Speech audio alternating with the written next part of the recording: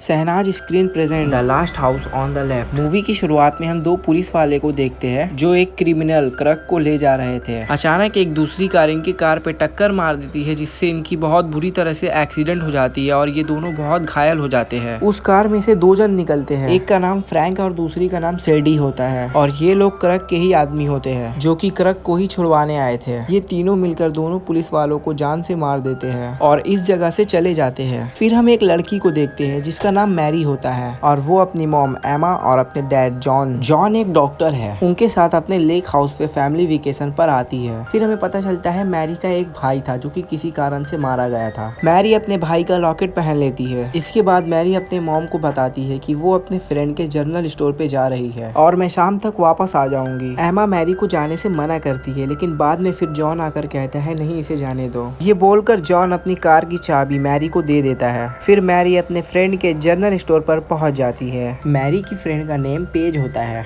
चुपके से एक लड़का यहाँ इनकी बातें सुन रहा था। कुछ देर बाद ये लड़का उनके पास जाकर एक सिगरेट का पैकेट मांगता है लेकिन पेज कहती है कि पहले अपना 18+ एज प्रूफ दिखाओ, अगर तुम 18 साल के होगे तभी मैं तुम्हें सिगरेट दूंगी। ये लड़का अपना नाम जस्टिन बताता है और कहता है मुझे पता है तुम्हें एक कैनबिस चाहिए और कैनबिस मतलब भांग। पेज जस्टिन की बात मान जाती है लेकिन जस्टिन कहता है कि कैनबिस को वो मोटल में छोड़ आया है, इसीलिए पेज जस्टिन मैरी जस्टिन के कार से उसके मोटल आ जाते हैं। फिर जस्टिन और पेज जस्टिन के मोटल में चले जाते हैं और मैरी इनका बाहर में वेट करती है। कुछ देर वेट करने के बाद मैरी भी अंदर चली जाती है और यहाँ हम एक न्यूज़पेपर का कटिंग देखते हैं जिसमें करक के बारे में एक मर्डर की फोटो छपी थी। करक वही आदमी है जो मूवी के स्टार्ट में अपने आदमियों के साथ दो पुलिस वालों को जान से मार दिया था। मैरी जब घर के अंदर आती है तो जस्टिन और पेज स्मोक कर रहे होते हैं। पेज मैरी को भी सिगरेट पीने को बोलती है लेकिन मैरी साफ साफ मना कर देती है और कहती है कि मैं ये सब छोड़ चुकी हूँ। इसके बावजूद भी पेज मैरी को एक बार ट्राई करने को बोलती है जिसके बाद मैरी भी स्मोक करने लगती है। ये तीनों आपस में बहुत बात करते हैं जिससे ये लोग तीनों फ्रेंड बन जाते हैं। फिर मैरी जस्टिन के फैमिली के बारे में पूछती है तो जस्टिन बताता है मेरे डैड और अंकल है और हम कभी एक शहर में नहीं रहते हैं, इसीलिए हम अपना घर बदलते रहते हैं। फिर मैरी जस्टिन के मॉम के बारे में पूछती है तो जस्टिन बताता है कि मेरी मॉम की कुछ ही दिन पहले मृत्यु हो चुकी है। ये सुनकर मैरी को बिल्कुल भी अच्छा नहीं लगता क्योंकि उसका भाई भी अब इस दुनिया में नहीं है। ये लोग काफी इंजॉय कर रहे होते हैं। अचानक से 3 लोग और आ जाते हैं और ये लोग वही थे जो 2 पुलिस वालों को मारे थे और क्रग ही जस्टिन के डैड और फ्रैंक अंकल थे। क्रग मैरी और पेज को देखकर बहुत गुस्सा करते हैं। वो जस्टिन को डांटते और कहते हैं मुझे पुलिस वाले ढूंढ रहे हैं और तुम लड़की को बुला के मस्ती कर रहे हो। क्रग, फ्रैंक और सैडी ये तीनों मिलकर मैरी और पेज को पकड़ लेते हैं। मैरी बोलती है कि हम आपके बारे में किसी को नहीं बताएंगे लेकिन फिर भी क्रग इनको नहीं जाने देता। पेज यहाँ से भागने की कोशिश भी करती है, वो कॉल भी करती है लेकिन उससे पहले फ्रैंक यहाँ आकर उसे पकड़कर उसका फोन तोड़ देता है और मैरी की भी फोन को तोड़ देता है। मैरी जस्टिन को हेल्प के लिए बोलती है लेकिन जस्टिन भी बेचारा क्या कर सकता है। फिर क्रग और फ्रैंक, सैडी ये तीनों मिलकर इन दोनों को एक दूसरी जगह ले जाने लगते हैं। मैरी देखती है कि ये वहीं से जाते हैं जहाँ इनका लेक हाउस है, इसीलिए मैरी फेडी के सर पर मारती है जिससे इनका कार का एक्सीडेंट हो जाता है जिससे फ्रैंक की नाक में चोट आ जाती है। पेज यहाँ से भागती है लेकिन फ्रैंक और सैडी उसका पीछा करते हैं। पेज भागकर एक कारखाने में आ जाती है और हेल्प के लिए चिल्लाती है लेकिन सैडी आके पेज को पकड़ लेती है और वापस क्रग के पास ले आते हैं और क्रग पेज को मार डालता है और मैरी के कपड़े फाड़कर अपने बेटे को उसके साथ गलत करने को बोलता है लेकिन जस्टिन ये सब करने से साफ साफ मना कर देता है। फिर जस्टिन के डैड मैरी के साथ गलत काम करते हैं। बाद में मैरी एक पत्थर उठाकर क्रग के फेस पर मार के भाग जाती है। ये तीनों भी उसका पीछा करने लगते हैं। मैरी नदी में ठहर कर बहुत आगे आ जाती है। फिर क्रग मैरी को गन से शूट करता है लेकिन मैरी को एक भी गोली नहीं लगती।